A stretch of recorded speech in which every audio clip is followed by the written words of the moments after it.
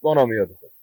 درود فرمان خدمت آقای مختاری، مربی تیم شهرداری نوشهر که امروز داماش در چارچوب هفته 17ام رقابت‌های لیگ دسته دوم گروه بی با ایشون و تیم ایشون دیدار کردن. داماش در این بازی 1-1 مساوی شد. آقای مختاری خسته نباشید درس می‌کنم خدمت شما. به هر حال شما اسطوره و کاپیتان سابق تیم داماش گیلان هستید، برای تمام رشتی و محبوب و دوست داشتنی هستید.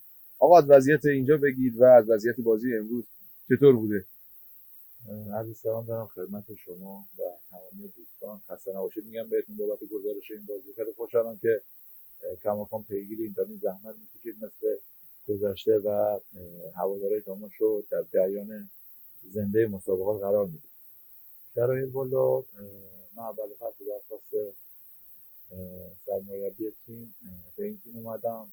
اول فصل شرایطمون زیاد مطلوب نبود ولی خوشبختانه شورای شهر نوشهر و شهردار این تیم واقعا خیلی محکم پشت این تیم بودم. من چون از رشت اومدم و حمایتی نمیدیدم از مسئولین استان و از مسئولین رشت، اینجا واسم خیلی جالب بود که اینجوری شهرداری نوشهر، اعضای شورا پیگیر این تیمن، سخت واسه این تیم تلاش میکنن، از تمام داشتهایی که دارن همه رو به کار میگیرن تا واقعا این تیم سر و شکل بگیره. اوایل موقعی که مثلا ما دیر شروع کردیم، شرایط خوب نبود، ولی خب رفته رفته نتایجی که به دست آوردیم این دوستان هم دلگرم کرد و تونستیم تا اینجای فصل به ویژه این فصل اول نتایج خوبی دست بیاریم. ان شاءالله ببینیم که در ادامه چه اتفاقی خواهد افتاد. ممنونم. آقای مختاری، بفرمایید که شما البته سوال دوم منم جواب بدید. بفرمایید وضعیت، حالا به عنوان یک یار سابق و رقیب فعلی، وضعیت داماش چطور می‌بینید؟ به نظر داماش در ادامه مسابقات به عنوان یک حالا کاپیتان سابق آیا شانس صعود مستقیم رو یا صعود حضور در پلی‌آف رو داره یا خیر؟ از نظر من داماش پرمهره ترین تیم لیگ دو، مهرهای به درد بخور. بچه‌هاشون همه رو من میشناسم، واقعا بچه‌ای هستن که هر تیمی آرزوی داشتن اینا رو داره. تا اینجای فصل هم بد نتیجه نگرفتن. میتونست نتیجه بهتر از این باشه ولی خب به هر حال تیم در کورس صعود. از مشکلات تیم داماش من کاملا با خبرم، میدونم چه مشکلاتی دارن و چه مشکلاتی دارن، دست و پنجه نرم میکنم. میدونم هوادارا از این تیم دور شدن، این خیلی واسم واقعا جای ناراحتی داره.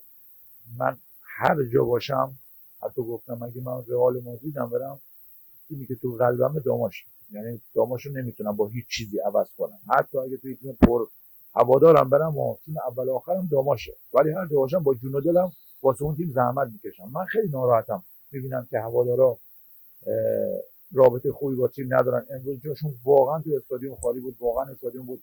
حتی هوادارهای نوشهر منتظرشون بودن، دوست داشتن که از تشویقاشون لذت ببرن، الگو برداری کنن. ولی خب این خیلی مهمه. تا زمانی که به نظر من رابطه هوادار با تیم خوب نشه، من بعید میدونم نتیجه در پی داشته باشه. محمد جان ممنون که کامل در شرایط هم شهری رشت و هم تیمداری و هم هواداری کاملا مسلطی نشون میده. مثلا شما نمیگفتیم کامل مشخص بود که هنوز هم کنار داماش هستیم. محمد جان سوال آخر، تا که اینجا هستین آیا برنامه‌ای برای برگشت به داماش اگر داماش روزی شما رو بخواد قطعا برمیگردید یا که خیر؟ تا که اینجا قرارداد داری، اگر هم شد برمیگردی برای کمک به داماش مجدد یا خیر؟ خب من یه داماشی هم، مثلا داماشو مال خودم میدونم، مثل هوادار داماش مال من و مال امثال منه. من میگم 15 سال تو این تیم بودم، فراز نشیب زیاد داشتم، خونه دل خوردم پای پای هوادارا. ما هوادارا بزرگ شدیم، با این تیم بزرگ شدیم. آرزو به دوباره برگردم به تیم، ولی دوست دارم زمانی برگردم که شرایط مهیا باشه، بستر مهیا باشه. من آدم نیستم که تو هر فضایی کار کنم، به هیچ عنوان. دوست دارم فضای مناسبی باشه، فضایی باشه که همه این تیمو بخواد. الان در حال حاضر یه سری انصاف میکنم آدمای دور برای این تیمن که هوادارا اینا رو نمیخوان و این خیلی برای من مهمه. اگه من محمد مختاری رو هوادار میخواد، دوست دارم کسایی هم که تو این باشگاه رو هوادار بخواد همه یه دل باشن واسه موفقیت. چون مطمئن باشیم تا زمانی که مجموعه داماش همدل نباشن، باشگاه، بازیکن، کادر، هوادار مخصوصا، تا زمانی که یک دل نباشن، مطمئن باشیم هیچ موفقیتی در پی نخواهد داشت. مثل پارسال پاستا تیم خیلی متوسطی بستیم، واقعا متوسط بستیم، ولی از زمانی که هوادار اومد متوسط تبدیل به فوق‌العاده شد و نتیجهش شد صعود. تیمی که شاید هیچ کس انتظار نداشت صعود کنه، با همین بچهای بومی 100% بومی هوادار اومدن حمایت کردن، با حمایت این هوادار تیم اومده بالا و مطمئن باشید اون زمانی که حمایت هوادار نباشه من بعید می‌دونم نتیجه داشته باشه. ممنونم آقای مختاری عزیز، دست شما در نکنه. امیدوارم که در ادامه مسابقات تیم شهرداری نوشهر هم بهترین نتایج رو با شما کسب کنه و افتخار آفرینی شما رو ما در شهر رقیب هم تا میشه گفت شاهد باشیم. خیلی مخلصیم، ممنون از وقتی گذاشتید. مرسی، سلامت باشید. خدا حافظ.